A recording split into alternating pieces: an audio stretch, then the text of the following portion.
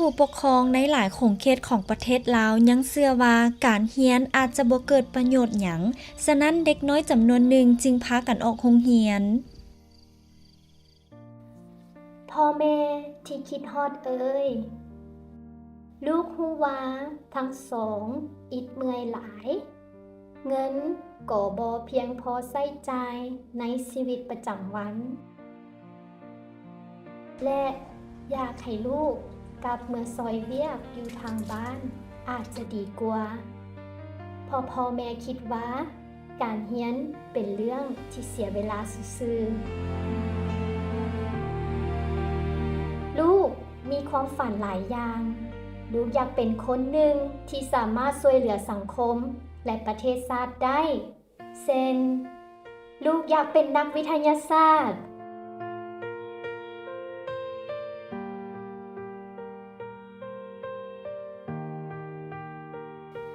นักวิศวกรและนักประดิษฐ์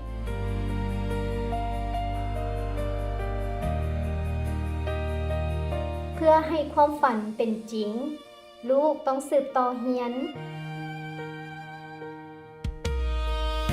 พ่อแม่อยากให้ลูกมีอนาคตที่ดีแต่เขาเจ้าย้านว่าการเรียนจะบ่นำไปสู่สิ่งนั้น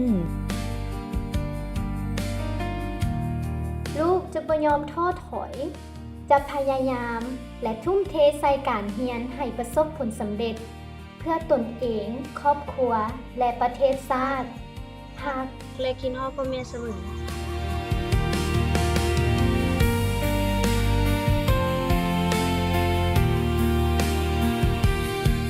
ลูกเอ้ยพ่อกับแม่จักส่งเสริญลูกเรียนต่อเด้อฮักและคิดฮอดลูกเสมอ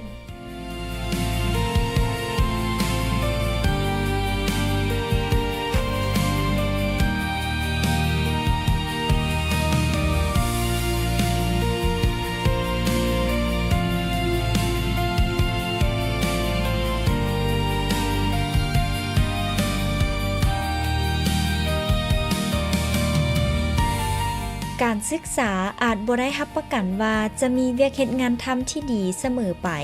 แต่การศึกษาคือแสงเทียนที่เยืองทางไปสู่ชีวิตที่ดีในอนาคตลูกพ่อแม่ ดีลูกการออกโรงเรียนคือการทิมความฝัน